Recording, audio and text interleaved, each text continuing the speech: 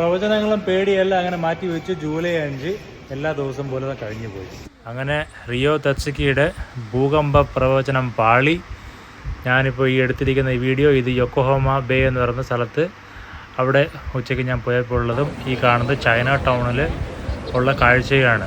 സാധാരണ തിരക്കിനേക്കാളും ഇന്ന് വളരെ അധികം ആൾ ഉണ്ടായിരുന്ന ദിവസമായിരുന്നു. ഈ കാണുന്ന കാഴ്ചയെല്ലാം ആ യൊക്കോഹാമ ബേയുടെ അടുത്തും പരിസര പ്രദേശങ്ങളിലും ഇന്ന് അവിടെ ഒരു ഫെസ്റ്റിവൽ നടക്കുന്നുണ്ട്. സ്റ്റാർ ഫെസ്റ്റിവൽ, തനപത്ത എന്ന് ജാപ്പനീസിൽ പറയും.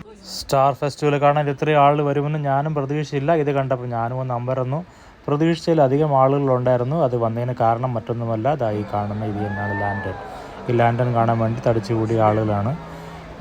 ഭൂമികുലുക്കം പല ഭാഗത്തും ഉണ്ടായി എന്നുള്ളത് വാസ്തവം തന്നെയാണ്. പക്ഷേ അത് ഇവിടെ ഡെയിലി നിത്യേന നടക്കുന്നൊരു സംഭവമായതുകൊണ്ട് വാർത്തയാക്കാൻ പറ്റുന്നൊരു സംഭവമല്ല എന്നുള്ളത് തന്നെയാണ് സാരം. ജപ്പാനിൽ ഇന്നലെയും ഇന്നുമായിട്ട് ചെറിയ ചെറിയ ഭൂകമ്പങ്ങൾ അവിടെ ഉണ്ടായിരുന്നു. പക്ഷേ അത് ഡെയിലി ഉണ്ടാകുന്നൊരു ന്യൂസ് പോലെ അങ്ങനെ കഴിഞ്ഞു പോയി. അങ്ങനെ ഞങ്ങളുടെ ദിവസം എല്ലാ ദിവസത്തെയും പോലെ അങ്ങനെ കഴിഞ്ഞു പോയിരിക്കുന്നു.